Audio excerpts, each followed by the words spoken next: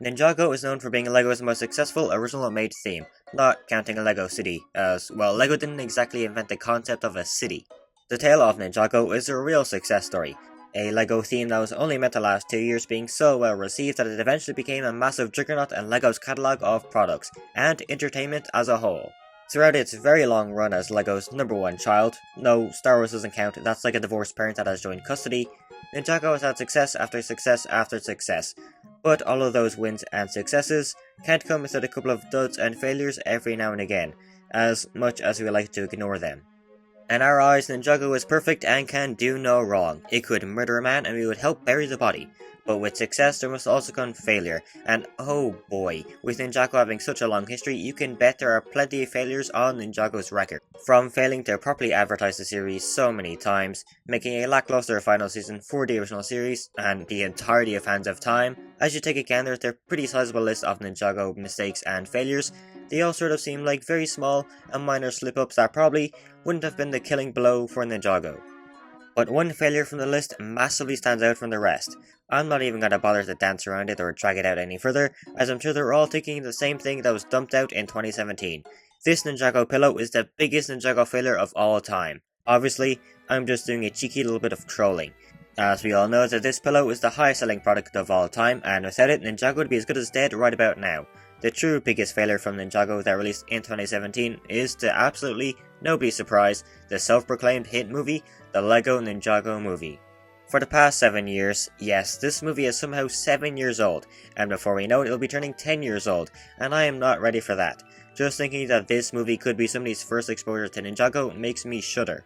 The tale of the Ninjago movie's failure has been told year after year, pretty much becoming a tradition at this point to gather around to point and laugh at how miserably the movie flopped at the box office and how it was just an absolute failure at being a movie in general. But what if I told you that the Ninjago movie wasn't a complete failure? Okay, well, I guess it's more like Ninjago's most successful failure. It was still a failure, but just a teeny tiny bit better. The Ninjago movie has certainly managed to carve its very own special place in my heart, which would explain my recent string of heart attacks, making me the leader of the Ninjago movie's defense squad. It may just be me, but my golly will I fight until the end to make sure that this movie is given at least a 6 out of 10.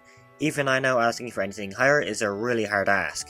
If the Ninjago movie has 1 million fans, I am one of them. If the Ninjago movie has 5 fans, I am one of them. If the Ninjago movie has no fans, I've realized how much of an idiot I've been. 2017 was the birth year of Ninjago's big screen debut, and it certainly came out during a rough time for the Ninjago brand, with pretty much every major Ninjago release after Season 5 being met with lukewarm reception from Ninjago fans. As much as I do adore Skybound, unfortunately I do have to admit that at the time the season wasn't exactly beloved by many fans, with the next addition to the Ninjago story, Day of the Departed, not faring any better, being heavily criticized by many fans, and then came along Hands of Time, which fared the worst out of the 3, because, while it's Hands of Time, the less said the better.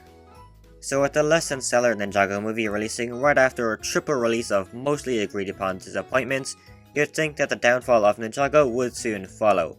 But wouldn't you know that the biggest complaint of the movie would turn out to be the miracle that Ninjago was desperately in need of.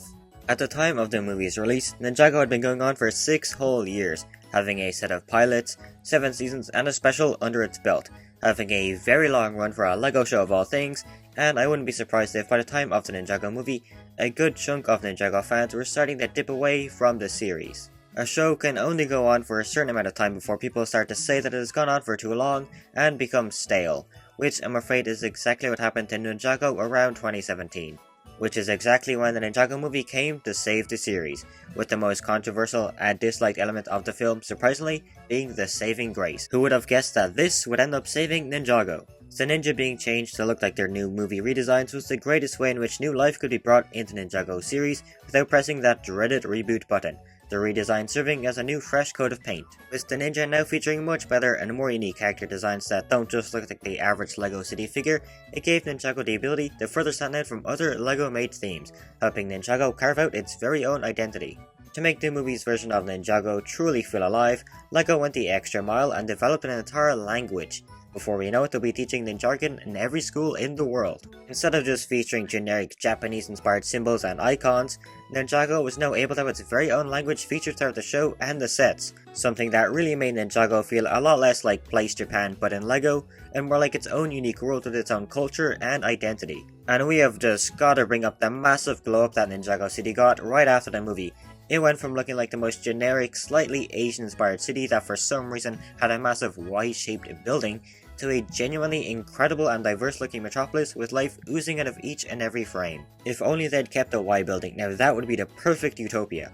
Although the film itself was mostly seen as disappointing, the sets were pretty much the exact opposite, being some of the best designed and best value Ninjago sets we've ever gotten. And then there's this one, we don't count this one. I certainly don't think it's a coincidence that Ninjago sets as a whole became significantly better after the movie. Comparing any Ninjago set from after the movie to a set before the movie is just such a big difference. So much more detail and complexity being added to each and every set, really making Ninjago one of the best LEGO themes. I would much rather get any Ninjago set post Ninjago movie over a set from before the movie. Except for you, my sweet prince, I would choose you over anything else. At the time of the Ninjago movie's release, the Ninjago brand was pretty popular. Well, surely it had to be in order to get an entire $1 million movie made. But to somewhat repeat myself, the Ninjago series had been going on for quite some time by the 2017 release of the film. Sure, the brand was still going strong enough, but I wouldn't be surprised if the popularity of the series did begin to sort of decline. It's a natural thing that happens when something goes on for a lengthy amount of time, which is something that the Ninjago movie did sort of help with. Even if the movie didn't exactly break any records, well, except for being the worst performing LEGO movie, the fact that the movie even existed and released all across the world no doubt had a pretty big impact on the popularity of Ninjago. In today's world, a big budget film is the biggest possible spotlight that you can get, the fantastic name of Ninjago getting plastered all over the place through promotional posters, along with constant trailers airing on TV and interrupting your YouTube slop content. Even if a large majority of people didn't even bother to see the movie, just projecting the Ninjago name on such a large scale surely had an incredibly positive impact on this series, introducing it to millions of people all across the world who decided to check out the show to see if it was any better than the movie, or even remind people of Ninjago's existence after they stopped following the show, making them fall back in love with those yellow moneymakers. The Ninjago movie doesn't always get the best treatment from Ninjago fans, so I thought I would throw the bone at this video. Especially with a brand new Ninjago movie on the horizon, I think it's important to look back at how successful the first Ninjago movie actually was, or at least how successful it was from a certain point of view. Here's hoping that our next Ninjago movie will be an actual successful success and not a successful failure. I think Ninjago truly does deserve a movie that actually does well in both raking in a whole lot of cash and being actually liked by the majority of audiences across the world. I have sunk far too much of my time and money into this franchise to not see it succeed in every field. I don't care what it takes. I will make sure that the next Ninjago movie is the biggest success of the year whenever it eventually releases, even if that includes spending every single dime I have to see it in the cinema practically 24/7. Or I'll mostly just end up pirating it.